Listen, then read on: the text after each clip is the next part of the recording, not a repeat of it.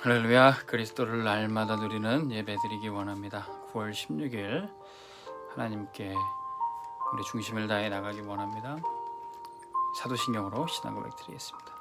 전능하사 천지를 만드신 하나님 아버지를 내가 믿사오며 그 외아들 우리 주 예수 그리스도를 믿사오니 이는 성령으로 잉태하사 동정녀 마리아에게 나시고 본디오 빌라도에게 고난을 받으사 십자가에 못 박혀 죽으시고 장사한 지 사흘 만에 죽은 자 가운데서 다시 살아나시며 하늘에 오르사 전능하신 하나님 편에 앉아 계시다가 저리로서 산자와 죽은 자를 심판하러 오시리라.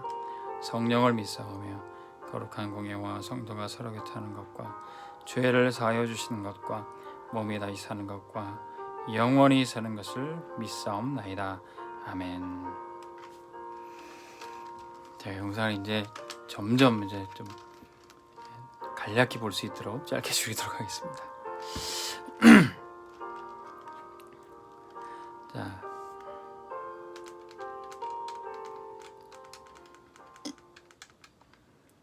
오늘 말씀 제목은 세계를 움직이는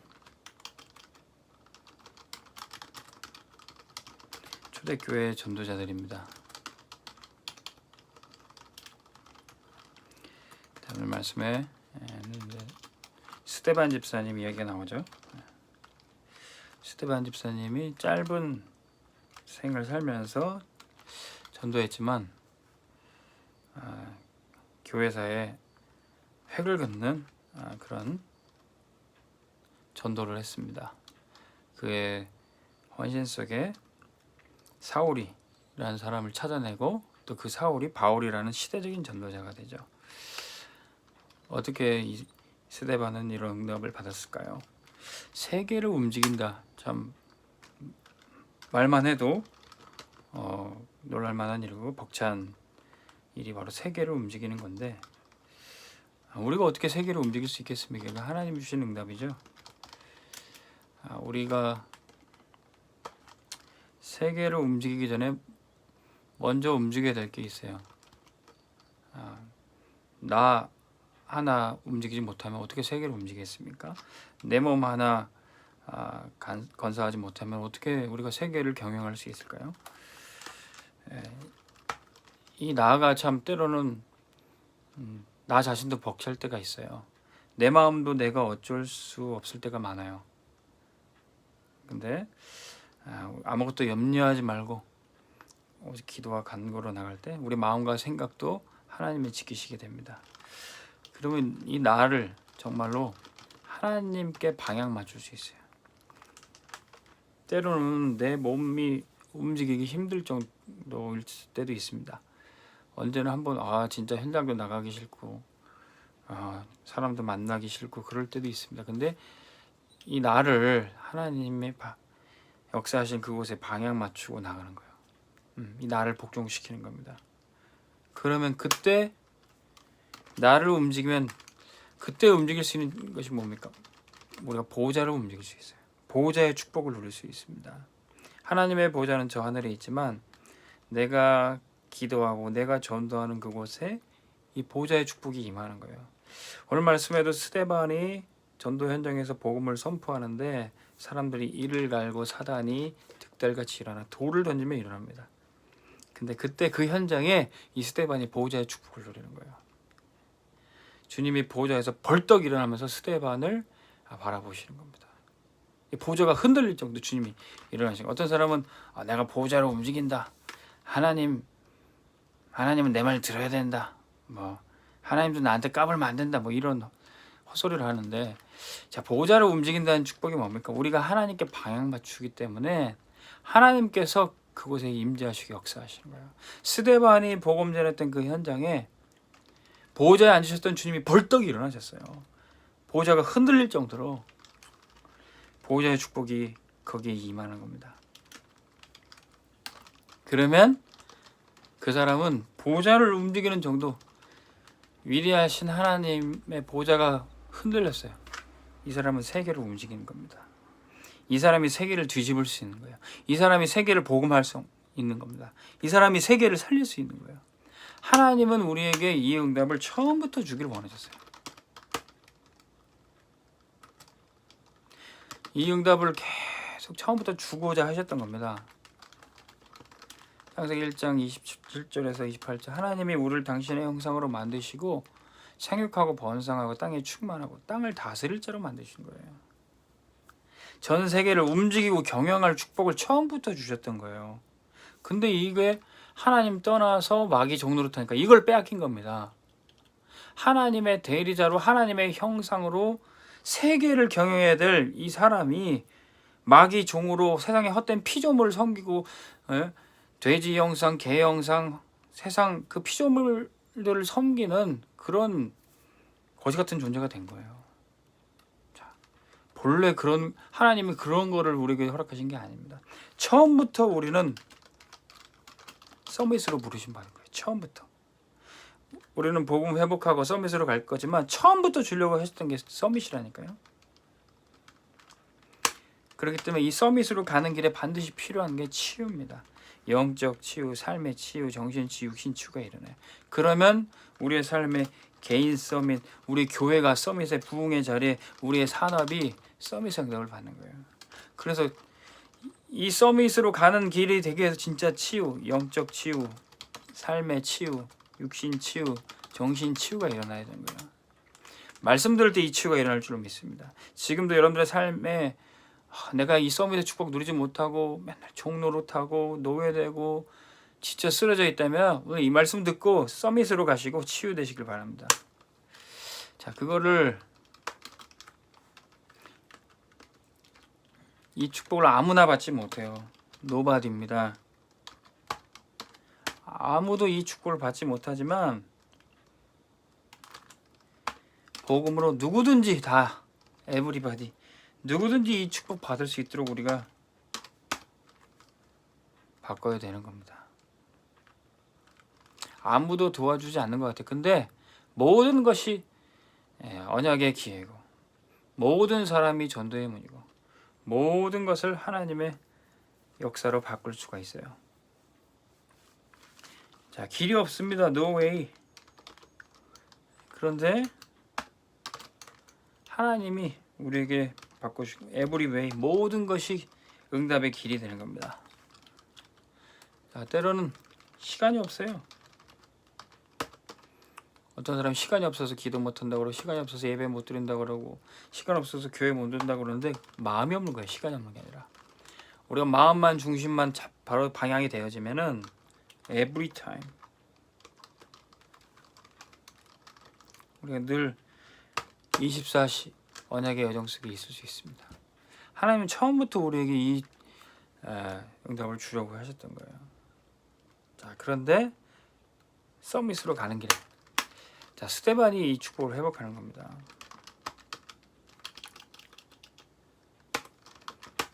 우리가 서밋이 되지 못하고 치유받지 못하면은 말씀과 거리가 굉장히 멀어요. 그런데 치유되면요, 말씀과 딱 맞아요. 말씀이 딱 맞다. 어떤 분들은 강단 말씀 받으면 말씀은 그렇고 우리 집은 그렇지가 않습니다. 우리 회사는 그렇지가 않습니다. 치유가 안 돼서 그래요. 치유되고 서밋으로 가면 말씀과 딱 맞아요. 말씀이 정확하게 들어맞아요.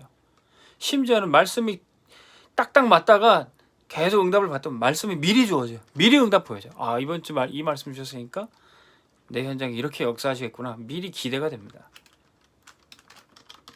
여러분들은 말씀과 딱 맞는 체험하시고 미리 응답까지 누려주시길 바랍니다. 자, 스데반이 참아서 인내해서 그 순교 현장을 버텼을까요? 아니요. 스데반은 응답을 다 미리 보고 있었던 겁니다. 사람들이 돌 던지고 욕하고 이를 갈고 달려든 건 아무거나 문제가 되지 않아요. 저 천국 보호자의 축복을 누리고 미리 보고 있는데요. 그걸요. 전혀 문제가 되지 않습니다. 그렇기 때문에 말씀과 딱 맞는 길을 사는 사람은 모든 것을 수용할 수 있습니다. 그래서 흑암이 틈탈 틈이 없어요. 완전히 어둠이 차단됩니다. 전혀 사단이 틈을 못 한다는 거예요. 완전히 하나님의 영광으로 충만해야 되는 겁니다. 하나님께서 우리 교회 올해 하나님의 영광으로 이 성전을 충만케 하신다고 했어요. 그 말은 뭡니까? 어둠이 틈탈 틈이 없는 거예요.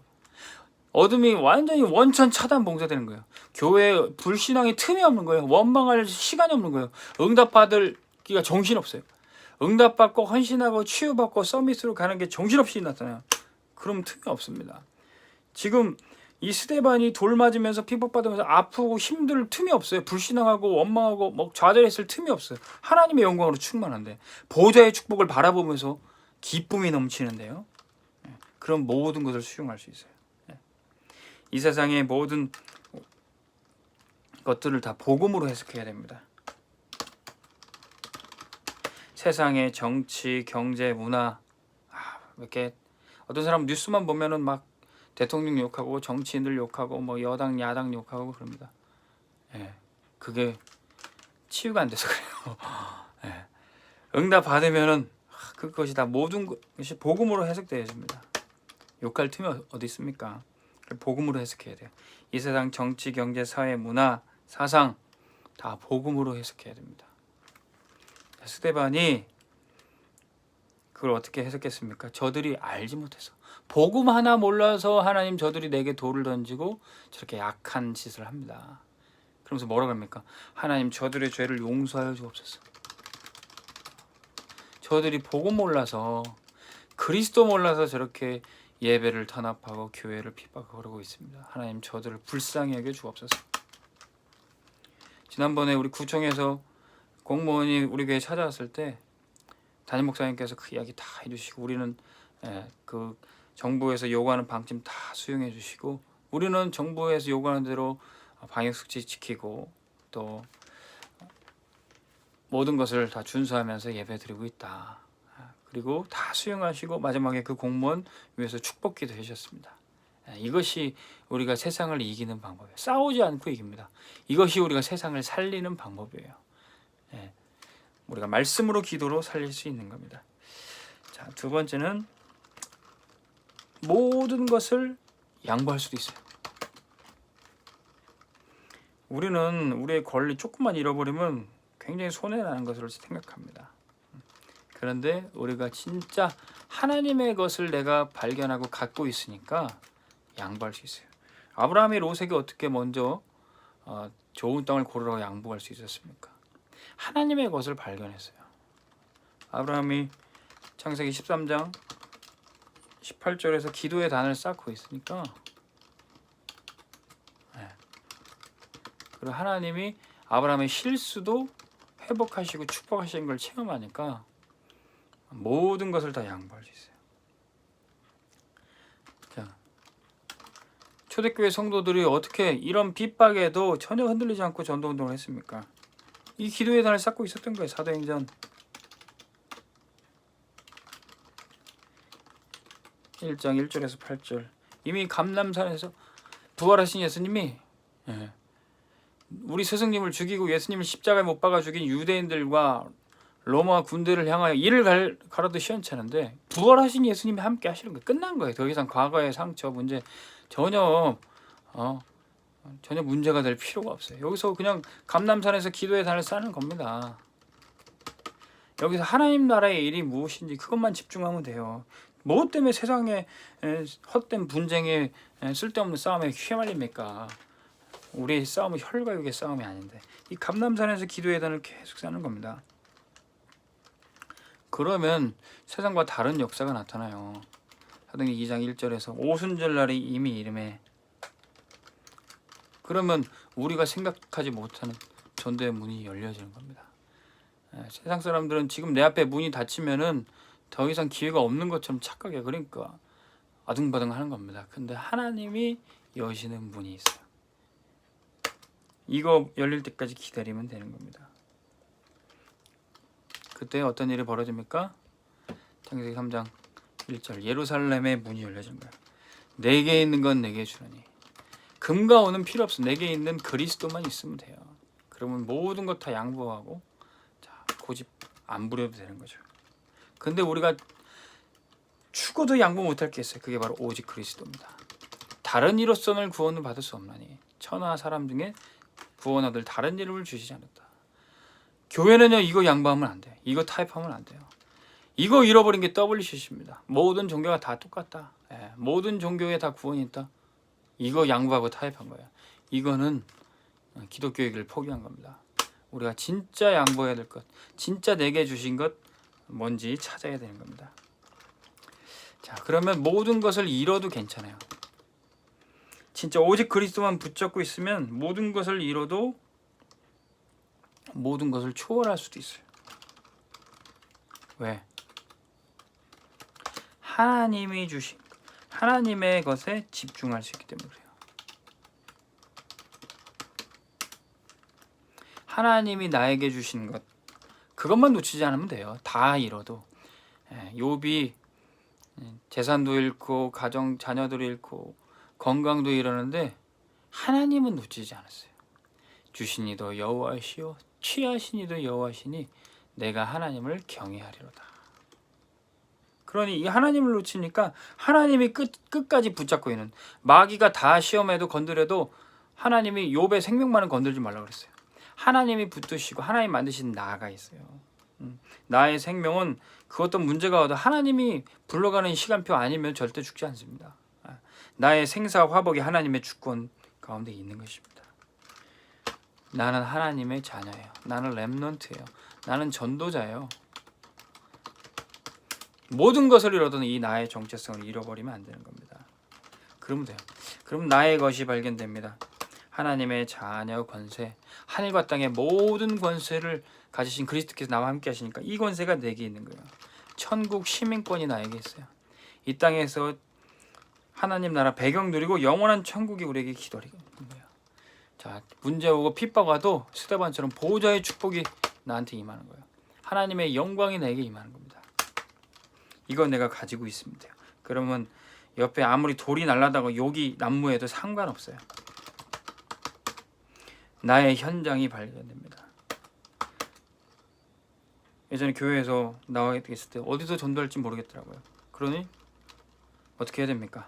모든 곳이, 모든 현장이 나의 현장이에요. 모든 사람이, 모든 족속이 나의 전도 대상자예요. 모든 세계가, 전 세계가 나의 교구예요. 나의 전도 현장이에요. 오늘 여러분들에게 이 하나님이 주신 것이 집중되어지시기 바랍니다. 자, 결론. 스데반은 짧은 인생을 살았지만 세계를 움직이고 엄청난 작품을 남겼습니다. 우리의 짧은 인생 가운데 우리는 어떤 작품을 남기고 어떻게 보호자의 축복을 누리며 세계를 움직이겠습니까? 우리의 짧은 인생 가운데 안디옥 교회 같은 교회를 작품으로 남겨야 되겠어요. 이 스데반의 일로 말미암아, 사도행전 11장 19절에 보니까 스데반의 일로 말미암아 흩어졌던 성도들이 안디옥 교회를 세우게 됩니다. 이 스데반이 순교한 것 때문에 이런 엄청난 나비 효과를 통해서 안디옥 교회가 세워진 겁니다. 자, 여러분들의 삶 속에 전도자, 이 제자를 키우는 응답이 있기를 바랍니다. 이 제자, 전도자, 제자를 작품으로 남겨야 돼요. 오늘 말씀에 스데반이 순교하는 그 현장에 누가 있었습니까? 58절에 보니까 사도 바울이, 사울이 거기 있었죠. 하나님이 그곳에 서 이 사울을 찾아내신 겁니다. 보호자의 축복이, 거기 모인 모든 사람들의 죄를 용서해달라고 기도했던 그 기도가 사울을 살렸던 거예요. 이 사울 한 사람 통해서 어떻게 됐습니까? 세계 선교는 시작된 거예요. 안디옥 교회에서 이 사도 바울이 선교사로 파송되게 되는 겁니다. 엄청나죠? 스데반 집사님의 이 짧은 생이 이런 엄청난 세계 복음화의 작품으로 남게 되는 겁니다. 사도행전 10장 13장 1절에서 4절에 그 이야기가 나오고 있죠.